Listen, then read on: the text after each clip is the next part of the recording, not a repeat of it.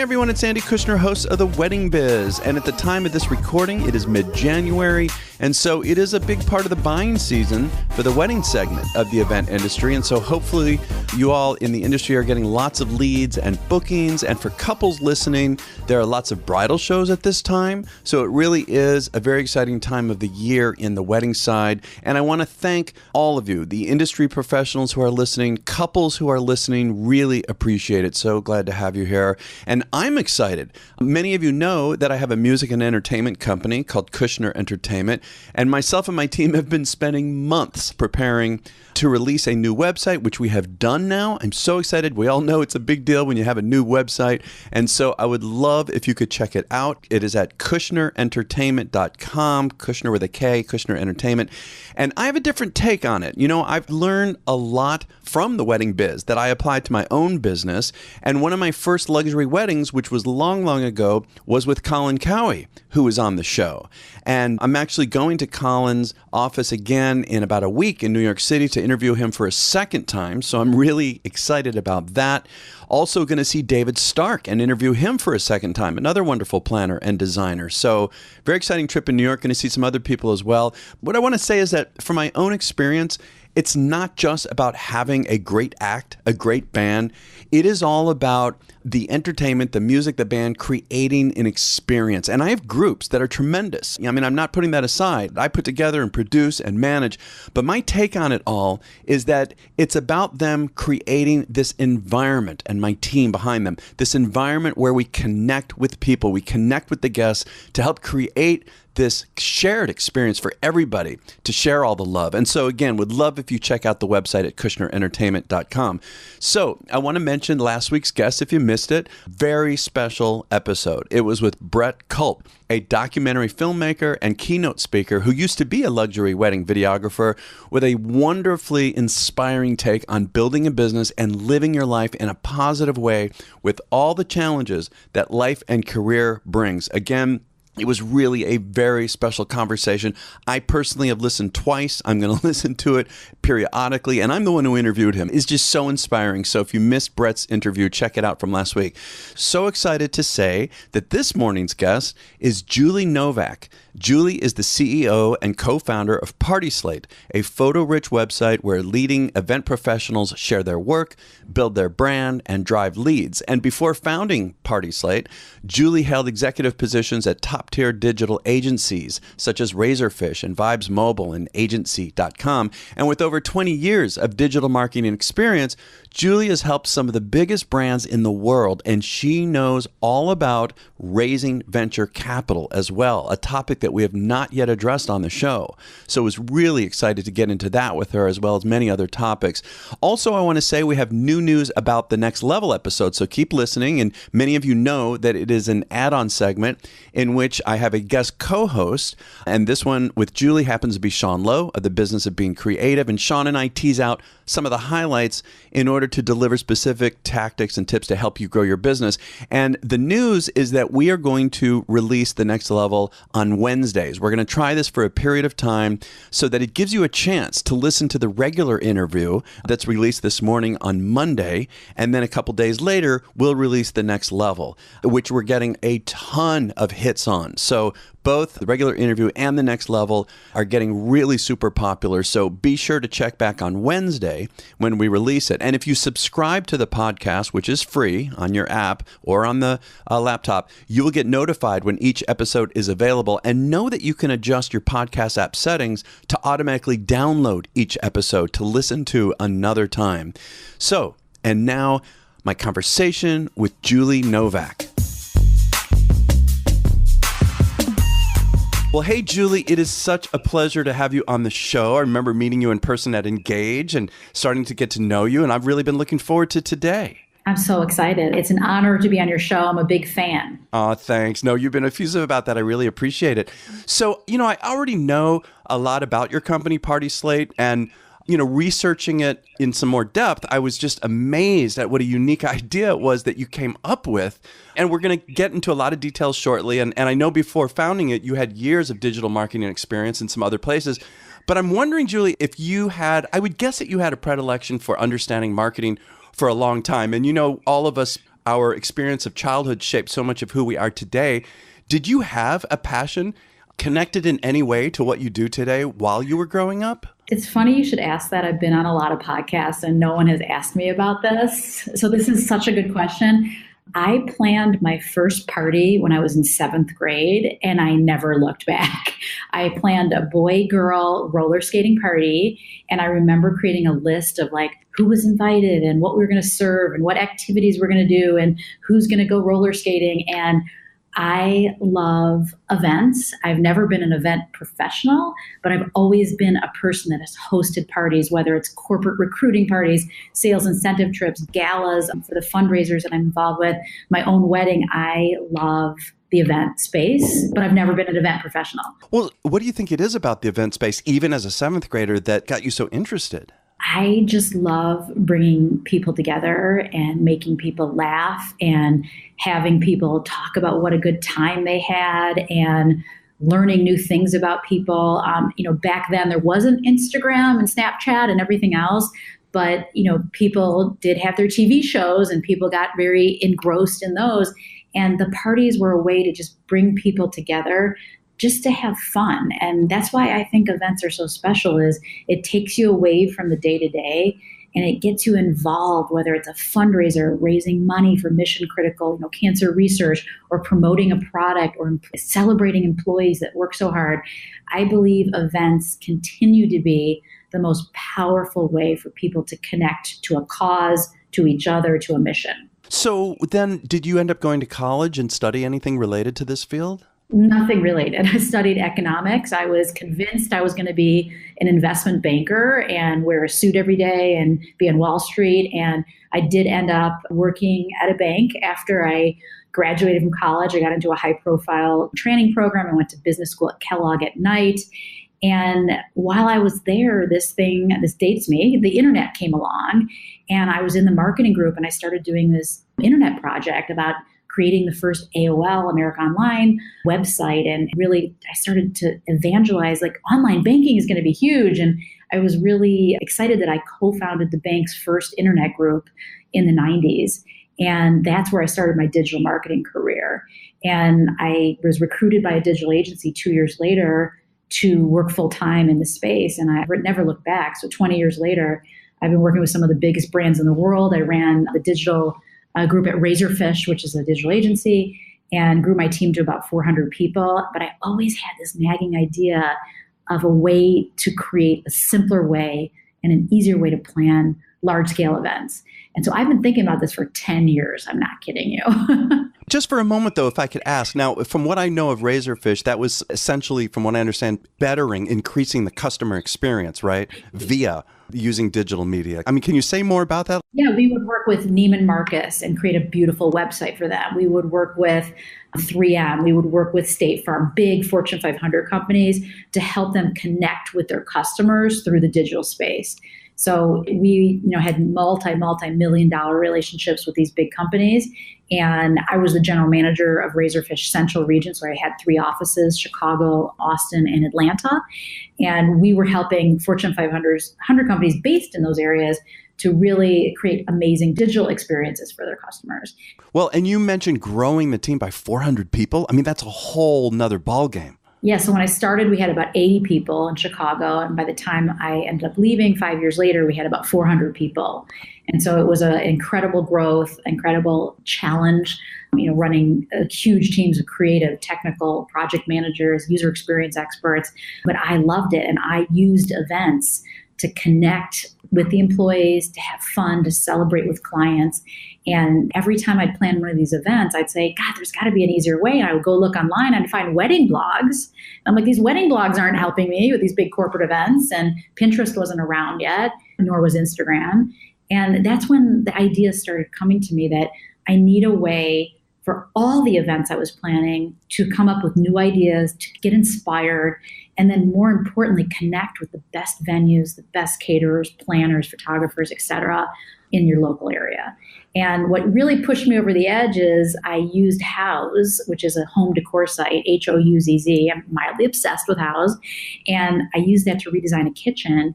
And it struck me like, oh my God, this photo-rich site that connects you with interior designers, with home builders, this is what I need for the events industry. Well, now, but at that time, just for a moment, I'm thinking in terms of the competitive world.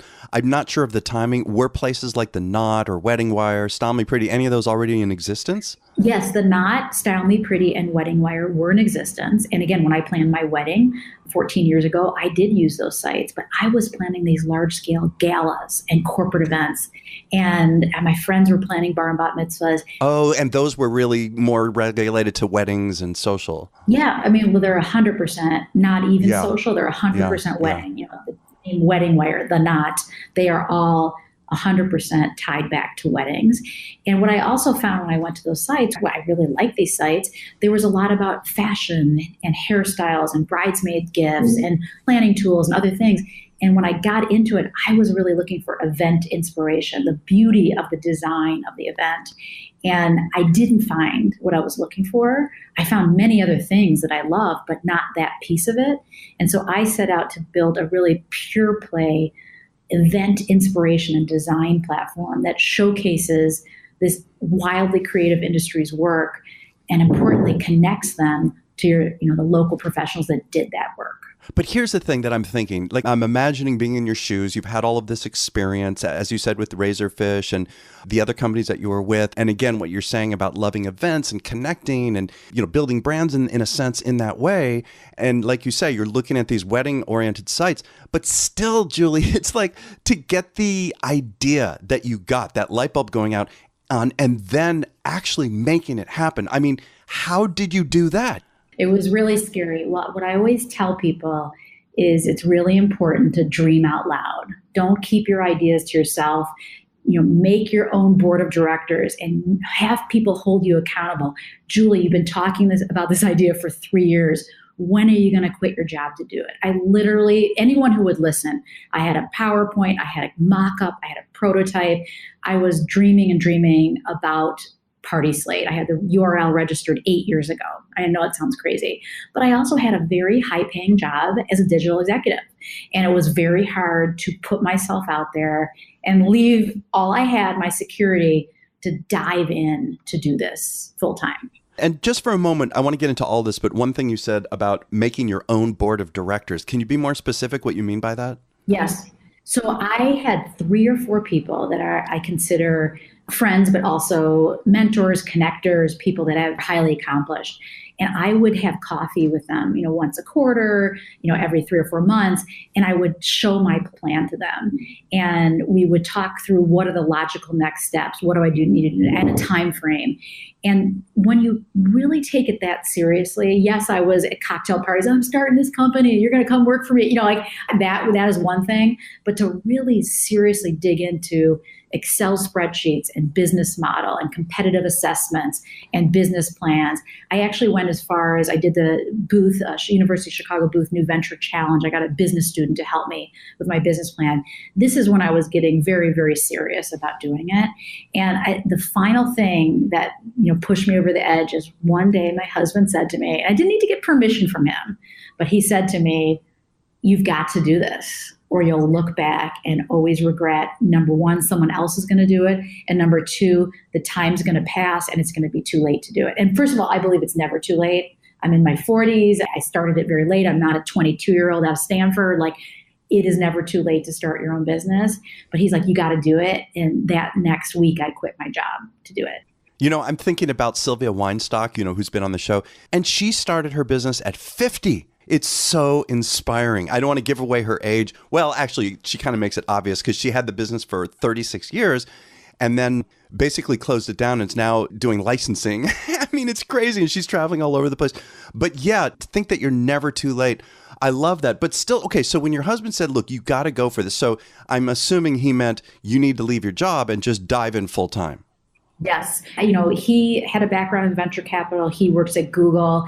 I think most people will agree if you're going to start a venture-backed business, which, they expect, 10x growth, 100 times return, you can't do it part-time. So it's different if you're doing moonlight consulting or you're doing a side project to build your business. But if you're doing a venture-backed business where you're raising venture capital, you've got to do it full-time. So, and I'm not saying you can't, I put my idea together for 3 years, my PowerPoint, my prototype, my thinking, my modeling. But when I really jumped in to raise money and to get a team, I quit my job to do it. Okay, now that right there, though, is a really big deal. Talking about raising venture capital, so many people in this event space they go for it on their own. Maybe later they consider growing and what is it going to take to expand? Okay, maybe I'll raise some capital. That's a big decision up front to decide to do that. Or was it not a big deal for you? Did it just make perfect sense?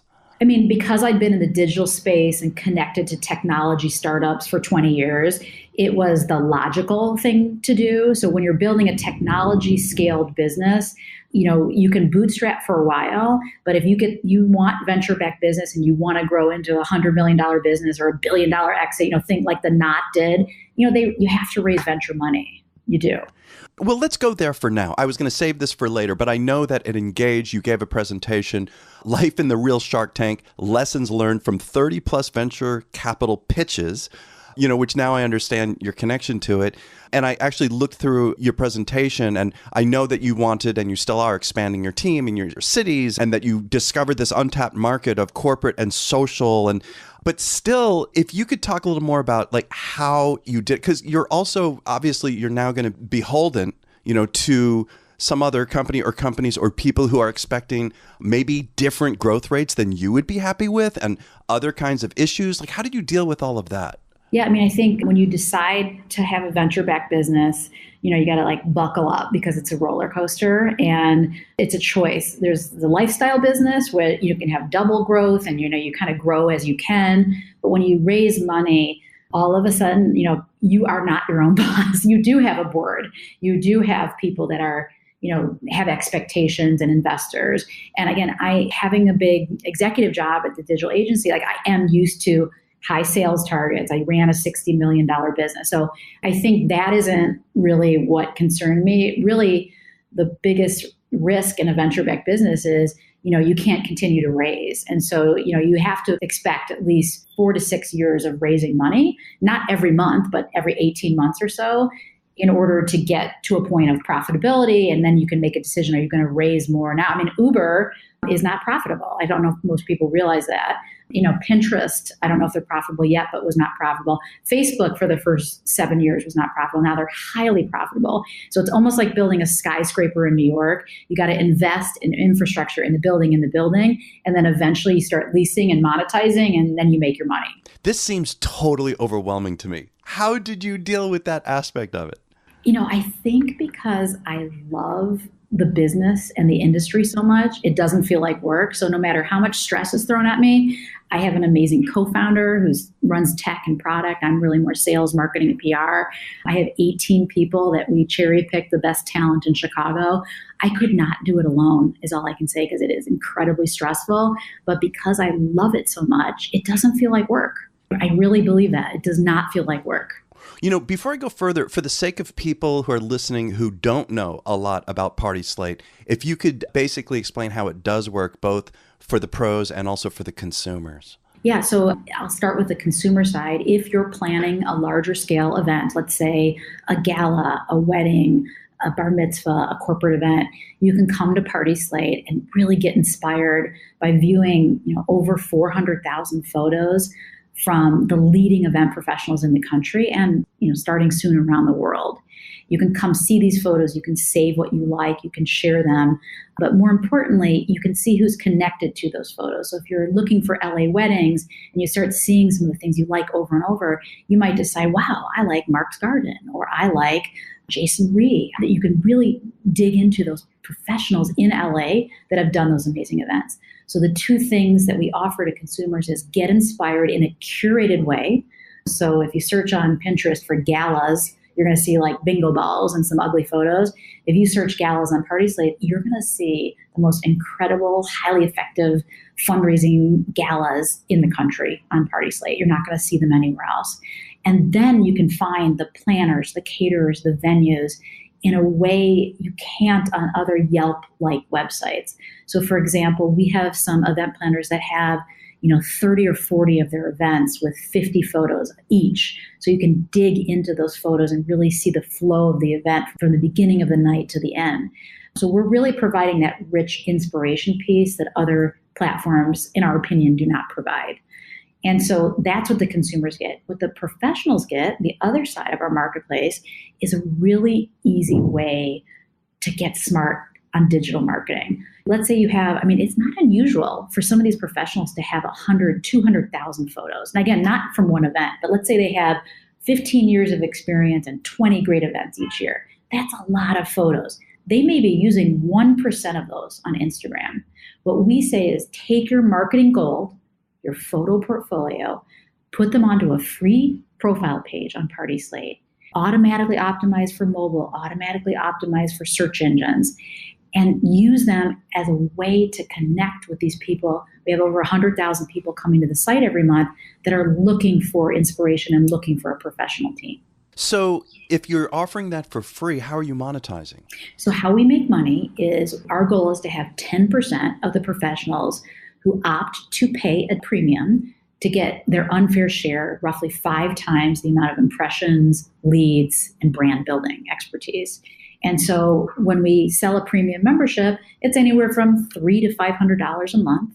And what they get for that is incredible value. They get custom editorial. They get Instagram posts on our PartySlate handle. They get optimization of their profile page. We have design associates that will optimize their entire photo portfolio for $300 to $500 a month. It's just not that much. What we say is these guys are putting on Broadway shows every single weekend, some multiple. I don't think people understand how hard this industry works. It is so much work. They don't have time to mess around with photo optimization and doing all this stuff. We just talked about this before we started today. You're busy. People are busy. Let us take it on for you and be an extension of your marketing team. Well, now when you started doing this, a whole nother step is to get the word out. How did you get the word out about PartySlate? At both sides. And what's so challenging with a marketplace is you're not building one business, you're building 2 businesses. And so the first year of PartySlate was, I know people will remember this, I would go to the special event, I would go to Engage. I would talk to anyone who will talk to me, a panel discussion, the bar, wherever it was, to tell them about this vision of what we were building. And one of the early people I connected with was Mindy Weiss at Engage in Palm Beach at the Breakers. And I shared my vision that we were just kind of the kernel of an idea back then. And I kept in touch with Mindy. I'm pretty assertive. And once a month, what are we doing? I connected with her at the Charleston Wedding Week. And I said, Mindy, we want to bring you on as an advisor. And she said yes. And so Mindy has been with us since day one, and she loves design. Again, she's connected with a lot of different brands, but what she loves about PartySlate is our very singular focus on the beauty of event design. And that means everything from the band, the sound, the experience, the draping, the centerpieces. It's the full experience, but it isn't, fashion, bridesmaids, gifts, hairstyles. It's about event design that we live and die by. And, my aspiration is to be the Vogue of event design, to highlight the amazing work that this industry is doing and to inspire people and push people to hire the best and do the best. Yeah, and it's also interesting that, especially in today's market with the magazines, like you mentioned Vogue, all the bridal magazines that are out there, they're all struggling with the print issue. And here you are from the very beginning, building it on a digital platform.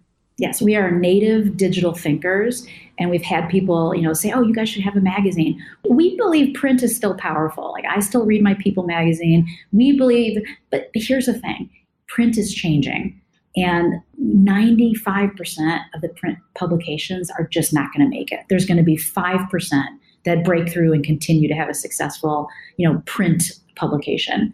But it's decreasing every year. You saw Martha Stewart not doing the quarterly publication anymore.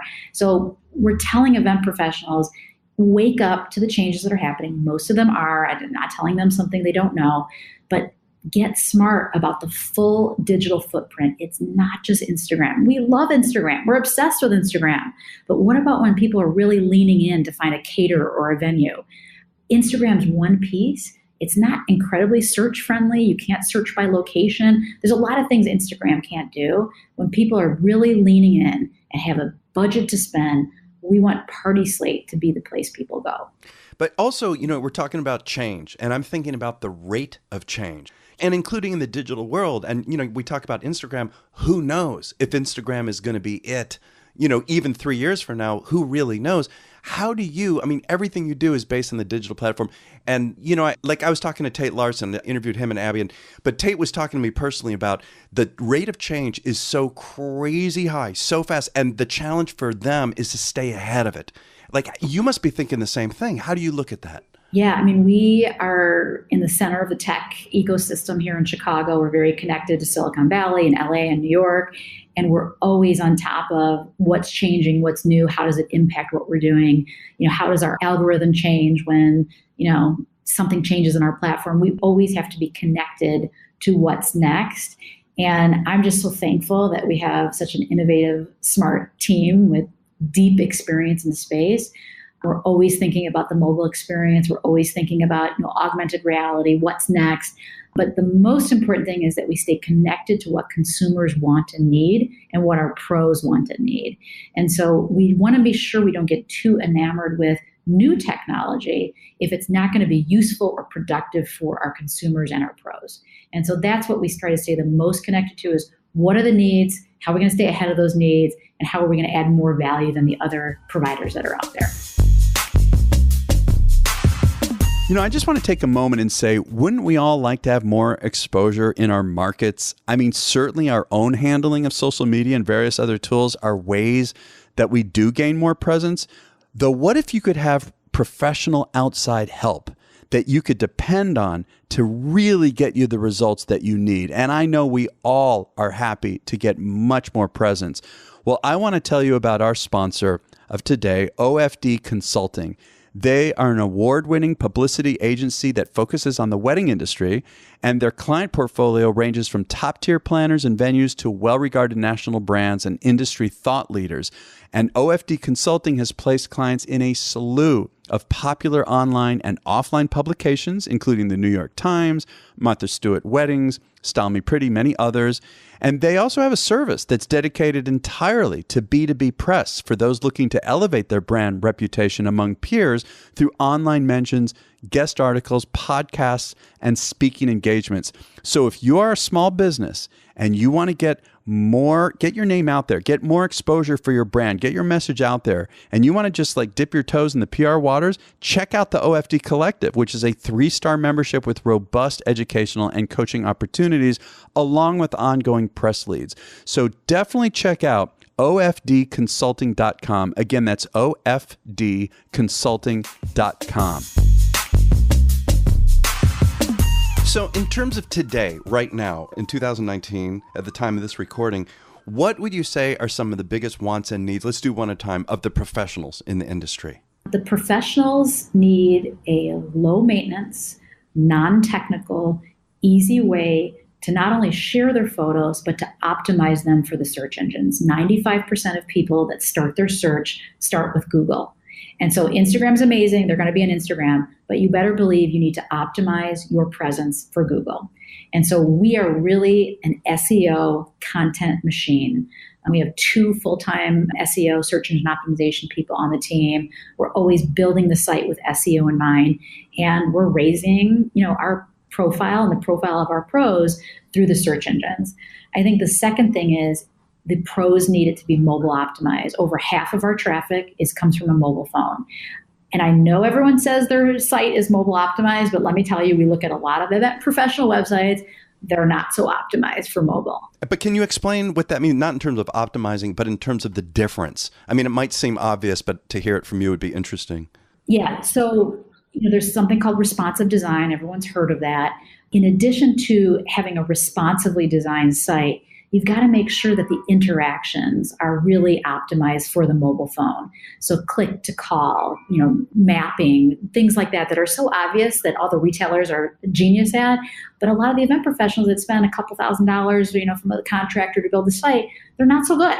And so we want to make these profile pages the most mobile-friendly pages. So when people are looking on their mobile phone, it's very easy to get a feel for your portfolio and to easily contact you.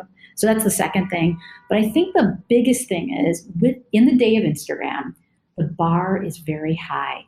People have an insatiable appetite for photos, photos, photos, and more photos. And so we want to be the place, almost like when you interview someone, you go to their LinkedIn profile, the place where people share their photo portfolio. It's rich, it's deep, and people can get a sense for not only what you've done, but who you work with through crediting. What about from the consumer's perspective in terms of what they now want and need? I know you covered it in a sense talking about the professionals, but what about just through their eyes? From the consumer perspective, we've seen a lot of Pinterest fatigue. So you're on Pinterest, you find a gorgeous photo, you click on it, and you can't find the photo, and you're on a spammy website that's built by ads. And it's so overwhelming. There's almost this too much choice. And so what we've heard from consumers is, number one, over half the market is planning non-wedding events, so $150 billion. Less than half of it is weddings. So there's people that are looking for beautiful curated ideas for corporate, mitzvah, gala, etc.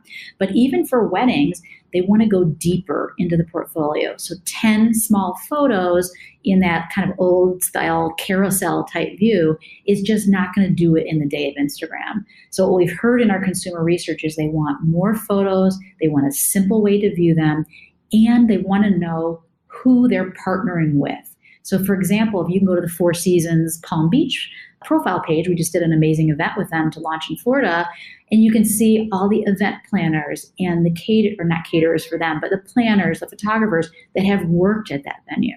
Another consumer insight is people want to know who has experience at that venue, right or wrong. Some photographers say, why does it matter? That may be very true, but in the consumer mindset, they want to know who has worked at these venues and who's connected kind of by that halo effect to the best of the best. Listen, if it's important to them, then it's important. We got to take it seriously. It's real. It is absolutely. It's not the only thing they're looking for, but it's one thing that we found, and that's a problem that we are solving. And I guess the other thing is people want curation. And so there's a lot of websites and a lot of blogs and a lot of content. And what our commitment to our consumers is that we are combing the country for the best of the best, and we're going to elevate in our best of editorial section the most interesting, new, innovative work, and we're going to make it easier for you to find that. Can you say a little more about that? Yeah, so we feel that in some cases, Pinterest being a good example, but even Instagram at times, there's too many choices. There's too much content. And sometimes people want, why is Vogue such a big brand? Kind of an authoritative stance on here's what's new, here's what's different, here's some of the best professionals in your area.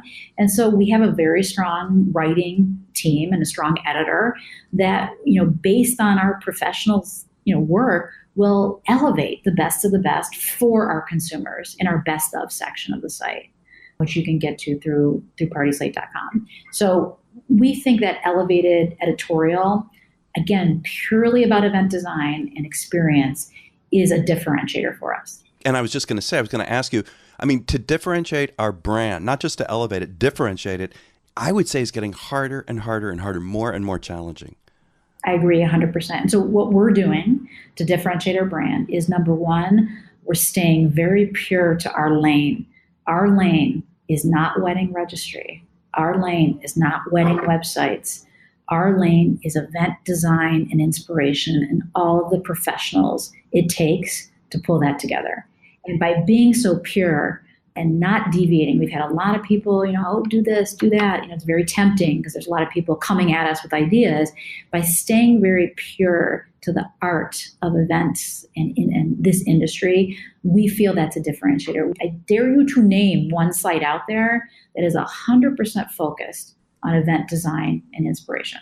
I love it when I look through your site. I want to come back also for a minute related to raising funding. I also see this as to help people listening, not just in terms of raising capital, but in terms of messaging their brand and selling, getting the word out. Because you talked about, for instance, getting an in-person meeting. Now, I understand with raising venture capital, that's critical. I would say in any situation, obviously if you're a volume kind of a business, you're not able to do that. But generally speaking, getting in person is the only way to close, is what you said. Only way. And I'm amazed because a lot of founders have asked me, we've raised $6 million to date. And I've had founders, how did you do it? And I'm amazed where someone will say, oh yeah, I can do a call next week. I would say if that person was in LA, I'm in Chicago, great, that works for me. I'm actually in town for 2 other meetings. Let's just meet in person. And I know that sounds cheesy or whatever, the oldest sales trick in the book, but it works. You got to be in person. And so I think people get lazy and they're like, yeah, let's just do a call. No, you got to be in person and you got to be in their face. You got to show your passion. You got to show your experience and you got to create a relationship. When you raise venture money, you are getting into a marriage with that venture capitalist. And it's not 2 years. We're talking 8 to 10 years in many cases, and sometimes longer. It depends on when the exit comes or if you do IPO, whatever. But it's a long-term relationship. It better be a two-way strong relationship that you're getting into. In my mind, that's why I love Engage so much. The only way to do that is in person. Yeah, it's interesting. And even, people talk about video conferencing, Skyping, FaceTime, whatever, but being in person, there is nothing like it. It's funny, there's a planner who was on the show. I'm not going to say who it was. I don't remember if she said the details of this, but I think it was when the microphone was off.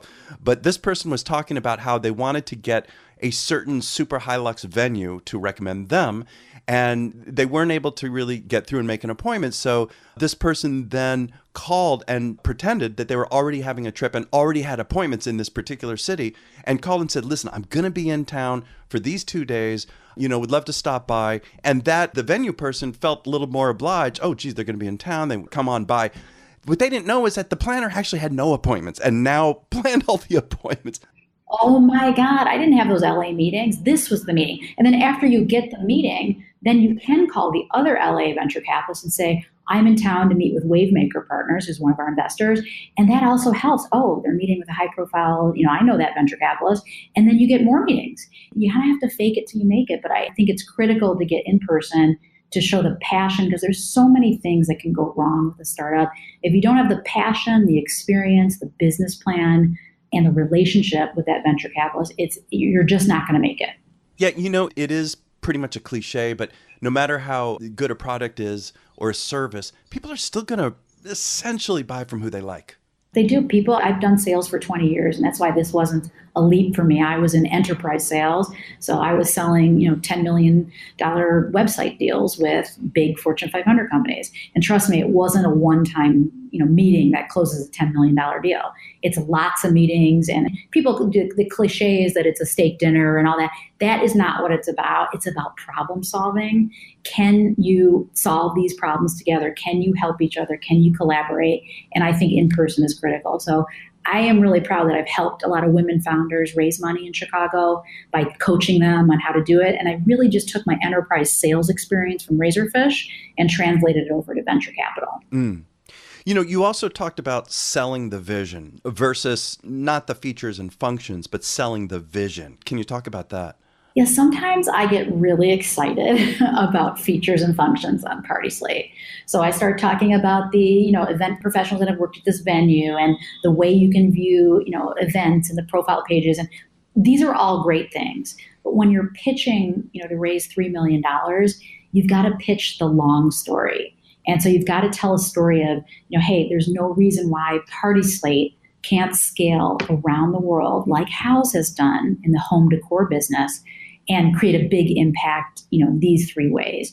And so what we've tried to do when we pitch is, yes, we do the demo and yes, we say how great it is, but it's in the context of this overarching shift of photos being more important, content marketing, the shifts that we're seeing with Instagram and why PartySlate is coming at a perfect time to take advantage of all these macro shifts that are happening and explode similar to our analog company, which is House. I want to ask you too, you talked about, again, one more piece in the presentation, that resilience, what's going to win. And I think you said something like your 35th pitch may be the one. Or in the music business, which I'm in, especially in the recording business, which I've been involved in, the 100th pitch might be the one.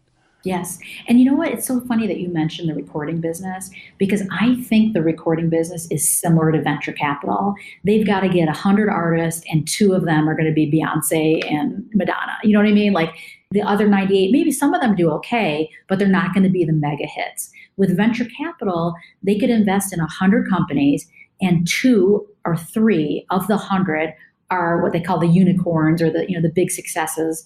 It doesn't necessarily need to be Google or Amazon, but big successes. And then the other 95 companies, some will be okay and like get a first base, It's called a base hit, but they're not going to return the fund. They're not going to help, pay back the investors the money they need to pay back. And so what in venture capitalists, they meet with 100, they're only going to invest in maybe 5 or 6. Yeah. So that's why you have to have a really thick skin, and people are going to call your baby ugly, and they're going to say, I don't believe this, I don't believe that. And you just got to keep your eye on the prize and just say, I believe in this. I have the best team. We have a great strategy, and I'm going to keep pitching until someone says yes. Yeah, I like that. And like you said, thick skin, it's the key to everything, frankly. It is. And trust me, I had some moments where I came back to the office thinking, how am I going to make payroll? Oh my God. I'm just being totally vulnerable. It's true. But, again, keeping focus, having a strong co-founder, John Harrow, again, we've worked together for 15 years, so we know each other really well. That's what keeps you going, is we are going to do this together. A few more questions talking about that, doing it together, managing. I'm curious about managing the business aspect of your business. You said you had a team. What was it? 18? How many people did you say? We have about 20 people now. Yes. 20 people. So that's a whole nother, as you know, skill set, not only developing the team, but managing them, keeping them motivated. And what can you say about that? That's clearly a key to success for anybody who has a successful company, is the team. Yes. I've met a lot of people in this industry. There's two kinds of people. There's people that love and embrace mentoring and coaching interns to become vice presidents. And there's people that are like, I'm just a wildly creative person. I don't want the hassles of managing people. And there isn't a right or wrong answer. I happen to be one of those people that love mentoring and managing people, even when it's painful, because trust me, there's a lot of painful times when you're having tough conversations. But I love the team environment. I love complementary skill sets.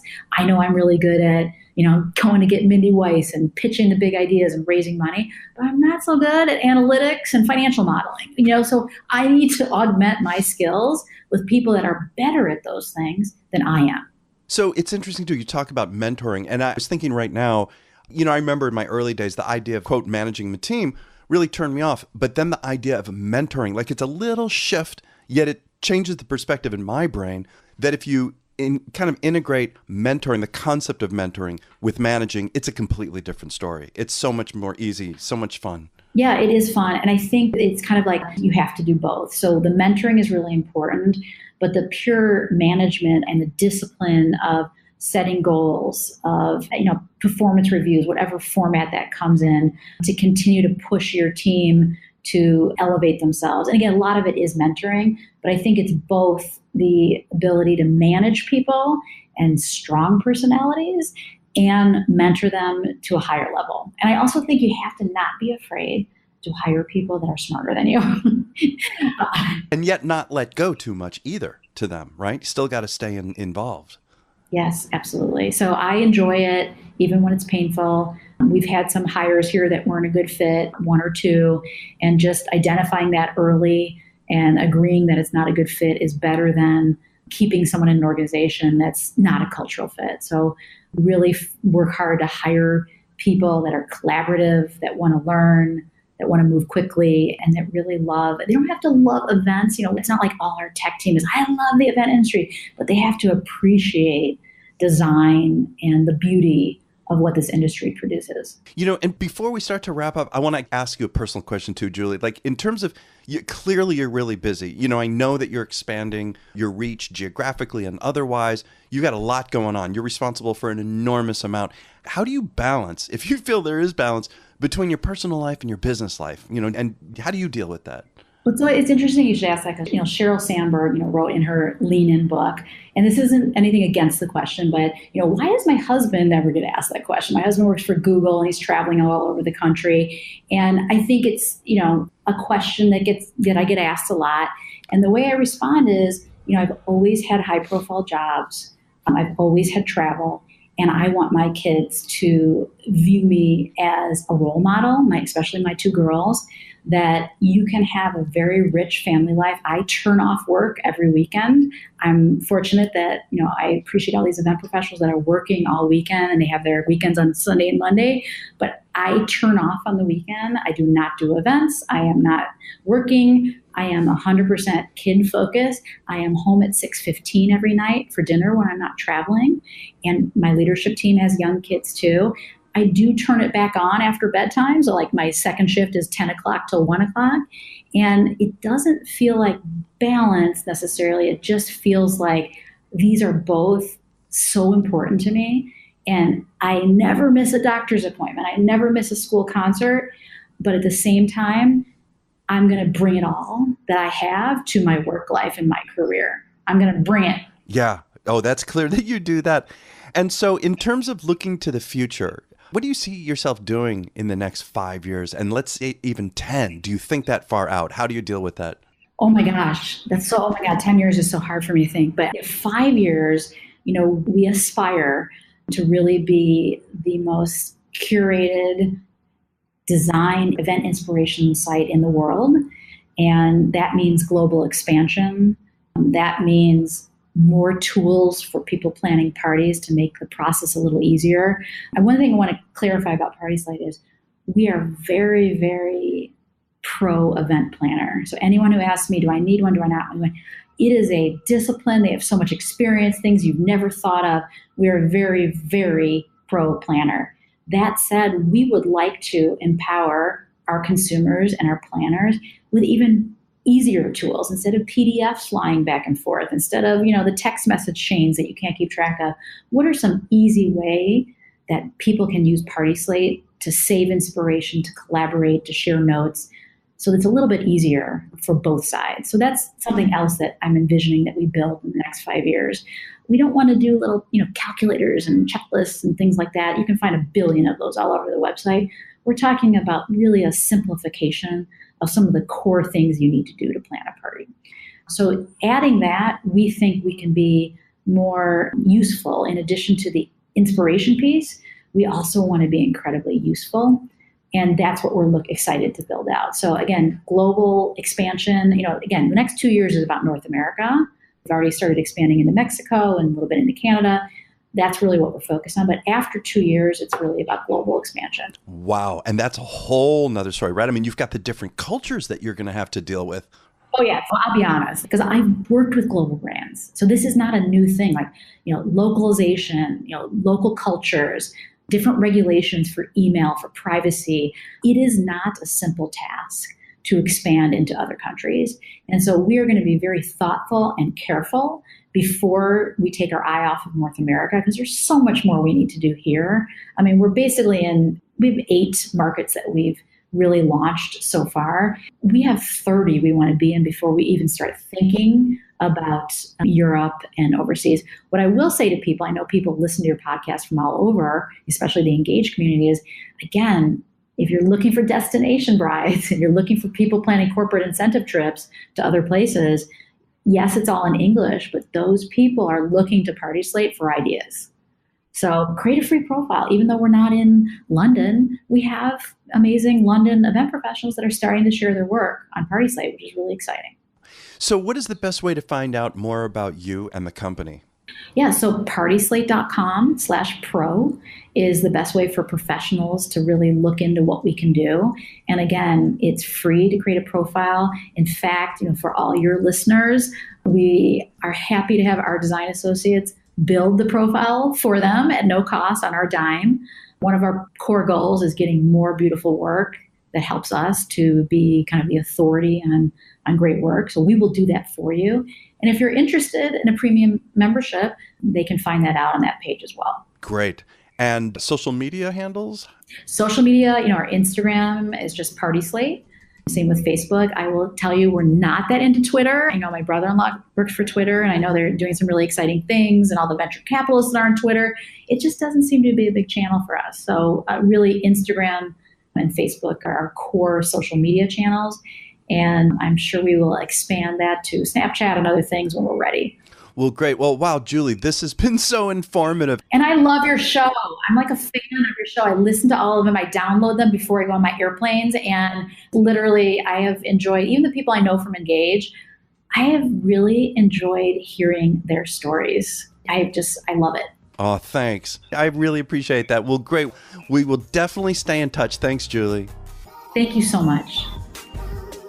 Thank you for listening to my conversation with Julie Novack. And don't forget to listen to the next level that goes with this episode, which is now going to be coming out on Wednesday mornings. Again, so you have time to listen to the actual interview on Monday. The next level comes out Wednesday, so be sure to look for that. It's going to be, my guest co-host is going to be the very popular consultant, Sean Lowe of the Business of Being Creative. And we had a great conversation about Julie's interview. And be sure to check out Julie's website, PartySlate.com. Again, PartySlate.com. You can find her on Instagram and Facebook at PartySlate. And I want to thank our two sponsors, OFD Consulting. Check out their website, ofdconsulting.com, and also Kushner Entertainment at kushnerentertainment.com. And go to the website where you can find our show notes on all of this stuff and more at theweddingbiz.com.